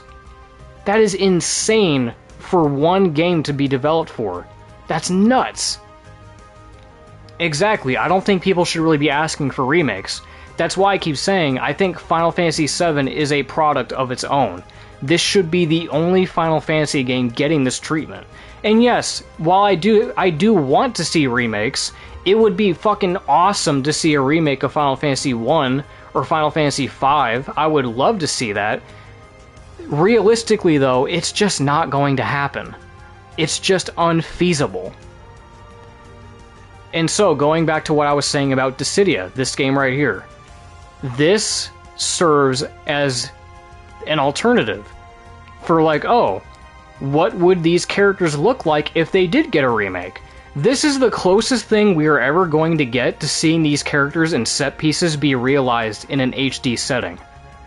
That's what I'm trying to say. Dissidia, Final Fantasy XIV, is the closest thing we're ever going to see to seeing these characters in games being remade in any capacity. Because it's just not going to happen. The fact that the developers themselves said that it would take 20 years to make Final Fantasy VI, yeah, no, that's not going to happen. Yeah, remake games that actually warrant the remake treatment, right? Because you can still play all the classic Final Fantasy games just fine, and still have a great time. There's still games that hold up well to this day. Final Fantasy VI still holds up. Final Fantasy 8 and 9 still hold up, for the most part. But for the most part, you can play all the old Final Fantasy games and still get the same experience that you did back in the day. They don't need to be remade. The reason why people want to see them be remade is because they want to see it like a cinematic experience. They want to see these characters in HD. They want to see these characters get the same remake treatment as Final Fantasy VII. But it's just not going to happen. It's just not. So yeah, that's why I think Dissidia NT is just novelty. It serves as a good novelty to see these characters be, you know, remade in HD. And that's all it is. And I think that's all that really matters. And I think I'm satisfied with that. If I can walk away knowing what Bartz and X-Death and Furion look like in HD, I'm fine with that. Because I'm like, oh, okay, cool, now we know what they would look like. But I don't need a remake for that. I think that's just asking way too much. But yeah, that's my opinion on it. I don't think we're going to get any other Final Fantasy remakes aside from Final Fantasy VII Remake. Because I think that's just a product of its own. Because it deserves it. Because it's literally like one of the most iconic video games of all time. But yeah. So, that was Dissidia NT. It's an underwhelming game, but I still have fun with it. And next time I come back, we're going to come back to Theater Rhythm, finish that up, and then after that, I don't know. Might come back to Castlevania again, might come back to something else, who knows. But yeah, that's going to do it for me, and I will catch you all in the next one.